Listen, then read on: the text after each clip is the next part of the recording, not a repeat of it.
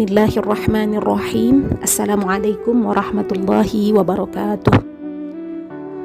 Alhamdulillahilladzi arsala rasulahu bil huda wa dinil haqq liyudhhirahu 'alad dini kullihi wa kafa billahi syahida. Wa asyhadu anna Muhammadan 'abduhu wa rasuluh la nabiyya ba'dah, amma ba'd.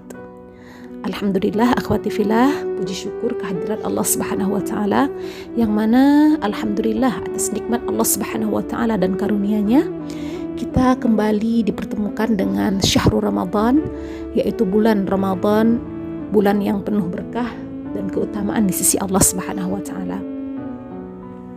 Kemudian selawat beringan salam tidak henti-hentinya kita ucapkan, kita haturkan.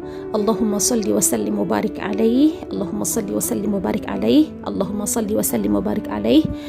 Kita berharap dengan salawat yang kita ucapkan ini Rasulullah Sallallahu Alaihi Wasallam berkenan memberikan syafaat kepada kita di hari akhirat nanti.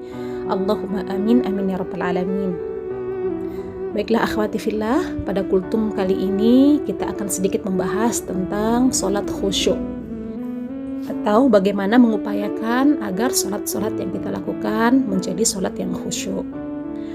Akhwati fillah, mungkin sejenak kita mencoba untuk merenung. Alhamdulillah, Allah Subhanahu wa taala memberikan kita kekuatan, kesehatan, keimanan, sehingga kita bisa melakukan sholat 5 waktu sehari semalam. Dimulai dari pagi-pagi subuh 2 rakaat, kemudian diiringi dengan zuhur pada tengah hari, setelah tengah hari. Kemudian menjelang sore kita melakukan sholat asar 4 rakaat. Selanjutnya ketika matahari terbenam, kita melakukan sholat maghrib sebanyak 3 rakaat, dan selanjutnya ditutup dengan sholat isya sebanyak 4 rakaat. Alhamdulillah ala ni'matil iman wa ni'matil Islam. Kita bersyukur kepada Allah bahwasanya kita masih diberikan kesempatan untuk melakukan ibadah yang sangat penting ini ya akhwati fillah. Alhamdulillah. Karena memang sholat merupakan tiang agama atau imaduddin, merupakan pondasi utama dari agama ini, dan sholat merupakan ibadah yang pertama kali dihisab di hadapan Allah Subhanahu wa taala ketika kita bertemu dengannya nanti. Baiklah akhwati fillah, dari sekian banyak sholat yang kita lakukan, ada sholat fardu sebanyak 17 rakaat sehari semalam, mungkin ditambah lagi dengan sholat-sholat sunnah lainnya, apalagi di bulan Ramadan ini kita melakukan sholat tarawih, sholat malam, dan sebagainya akhwati fillah. Nah, kita bertanya, dari sekian banyak sholat yang kita lakukan sehari semalam, dari hari demi hari, minggu demi minggu, bulan demi bulan, bahkan bertahun-tahun lamanya, coba kita bayangkan kira-kira berapa persen sholat kita yang kita lakukan dengan khusyuk, dengan khusyuk yang penuh konsentrasi, penuh penghambaan kepada Allah Subhanahu wa taala. Memang akhwati fillah, sholat yang khusyuk itu perlu diupayakan dan dimujahadahkan, perlu diupayakan dan perlu kita usahakan kayak gitu. Dalam sebuah ayat Allah Subhanahu wa taala berfirman, A'udzu billahi minasyaitonir rajim, Bismillahirrahmanirrahim, wasta'inu bis-sabri was-salah wa innaha lakabiratun illa 'alal khashi'in. Allah berfirman, dan minta tolonglah kalian dengan sabar dan sholat. Sesungguhnya wa innaha, sesungguhnya sholat tersebut lakabiratun, sangat besar, sangat berat urusannya, illa 'alal khashi'in, kecuali bagi orang-orang yang khusyuk hatinya. Siapa itu orang-orang yang khusyuk hatinya?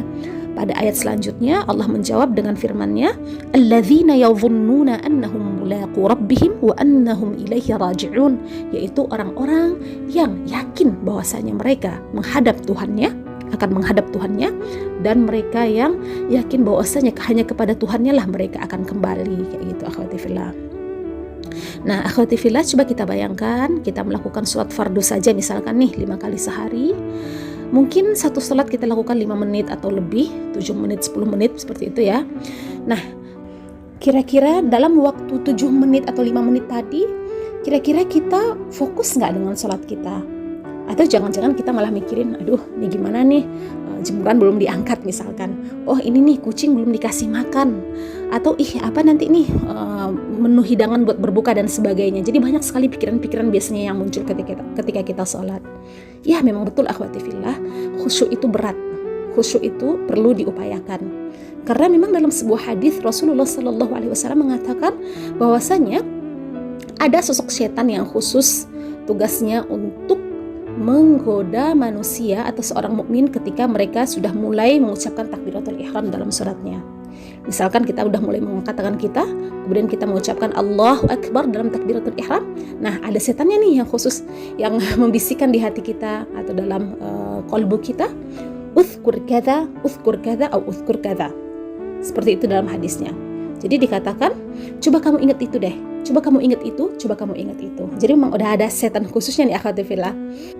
Dan hampir setiap manusia tidak pernah luput dari godaan setan yang khusus tadi itu kayak gitu. Namun kita sebagai manusia, walaupun kita adalah tempat salah dan khilaf, tempat dosa akhwati fillah, memujahadahkan atau mengupayakan sholat khusyuk itu bukanlah hal yang mustahil. Karena memang disitulah godaannya. Ketika makin besar godaannya, maka makin besar pula effortnya untuk mendapatkan kekhusyuan dalam sholat. Insya Allah pahalanya juga semakin besar di sisi Allah Subhanahu Wa Taala. Nah, di sini kita akan membahas sedikit bagaimana untuk mengupayakan sholat khusyuk dan apa saja yang perlu kita upayakan untuk menggapai kekhusyuan ini. Baiklah akhwati fillah, di sini perlu kita bagi menjadi 3 poin. Yang pertama, apa yang kita lakukan sebelum sholat. Yang kedua, apa yang kita lakukan ketika kita sholat. Dan yang ketiga adalah setelah kita sholat, apa yang mesti kita lakukan untuk menggapai kekhusyuan tadi. Baiklah akhwati fillah, yang pertama sebelum kita sholat, untuk mengupayakan kekhusyuan, yang pertama kita perlu menyempurnakan wudhu atau khusyuk ketika wudhu. Nah akhwati fillah, Allah Subhanahu Wa Taala mewajibkan kita berwudhu sebelum melakukan sholat. Dan kalau kita kaji dan telaah lagi, banyak sekali manfaat dan keutamaan wudhu yang kita dapatkan. Di antaranya yaitu yang paling penting, yaitu insya Allah dapat menggugurkan dosa-dosa kita ketika kita membasuh anggota tubuh kita dengan sempurna. Nah, ketika kita melakukan wudhu tersebut ya akhwati fillah, kita upayakan untuk melakukannya dengan sebaik-baiknya. Kemudian setelah kita wudhu, kita berdoa kepada Allah Subhanahu Wa Taala dengan doa yang telah Rasulullah ajarkan, Allahumma ja'alni minat tawwabina wa ja'alni minal mutatahhirin. Wahai Allah, jadikanlah aku termasuk dari hamba-hamba yang bertaubat dan termasuk juga dari hamba-hamba yang mensucikan dirinya. Kemudian selanjutnya kita upayakan untuk mencari tempat yang aman, yang bersih dan nyaman dari gangguan akhwati fillah. Kita gelar sejadah kita, kemudian kita pilih pakaian yang terbaik, pakaian yang bersih dan indah. Sebagaimana yang telah Allah Subhanahu Wa Taala firmankan dalam sebuah ayat, A'udzu billahi minasyaitonir rajim, khudzu zinatakum 'inda kulli masjidin. Artinya, maka ambillah atau pakailah pakaian atau perhiasanmu ketika engkau hendak sholat. Jadi maksudnya di sini akhwati fillah, pakaian yang baik, yang bersih dan pakaian yang indah kalau bisa kayak gitu. Tapi tentu saja tersesuai dengan kemampuan kita kayak gitu. Jadi di sini jangan pula kita memakai pakaian atau mukena misalkan yang sudah bulukan, atau mukena yang sudah belasan tahun tidak kita ganti misalkan kayak gitu. Tentu ini akan mengurangi kekhusyuan dan penghormatan kita kepada Allah Subhanahu Wa Taala.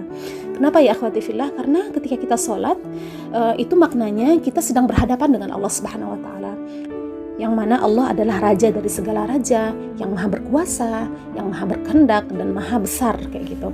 Sedangkan misalkan nih kalau kita ketemu atasan atau misalkan nih ketemu dengan orang yang kita hormati saja kayak gitu kan, biasanya kita akan melakukan persiapan. Kita pakai pakaian yang baik, kemudian kita mencoba untuk bersikap sopan dan sebagainya. Apalagi kalau kita melakukan sholat yang memang benar-benar berhadap kepada atasan dari segala atasan, tentu akan lebih baik lagi seharusnya persiapan kita akhwati fillah. Baiklah, kemudian selanjutnya ketika kita sholat, kita lanjut lagi pada poin kedua. Ketika kita sholat, untuk mengupayakan kekhusyuan, kita berusaha untuk menghilangkan pikiran-pikiran yang dibisikkan oleh syaitan tadi. Ketika kita udah mulai nih, Allahu Akbar, takbiratul ihram, datang nih syaitan tadi yang tugasnya uzkur kadza, ingat ini, ingat itu gitu kan. Ya kita sebagai manusia memang kita manusia yang lemah kayak gitu, makhluk yang lemah. Tapi bukan berarti mustahil kita untuk menolak semua pikiran-pikiran tersebut. Maksudnya tidak kita ikutin tuh pikiran. Kita upayakan untuk kembali fokus kepada bacaan salat kita, dan begitu juga kita fokus pada perasaan bahwasanya kita berada di hadapan Allah Subhanahu Wa Taala. Kayak gitu akhwati fillah. Kita upayakan kayak gitu. Kemudian selanjutnya kita berusaha untuk memahami bacaan-bacaan sholat kita. Sehingga kita sholat itu bukan hanya sekedar melafazkan lantunan-lantunan atau kalimat-kalimat yang kita tidak mengerti, akhwati fillah. Karena memang dari bacaan-bacaan sholat tersebut banyak sekali tersimpan hikmah dan manfaat untuk diri kita sendiri. Karena memang bacaan-bacaan sholat tersebut tidak jauh-jauh dari pengagungan kepada Allah Subhanahu wa Ta'ala, puji-pujian bagi Allah, yang mana dengan puji-pujian tersebut kita hendaknya merasa kecil di hadapan Allah Subhanahu wa Ta'ala, merasa bahwasanya kita ini adalah hamba yang sangat-sangat butuh sekali bantuan dan pertolongan dari Allah Subhanahu wa Ta'ala. Dan begitu juga isi bacaan salat tadi tidak jauh-jauh juga dari doa kepada Allah Subhanahu wa Ta'ala dari segala apa yang kita butuhkan di dunia ini, akhwati fillah.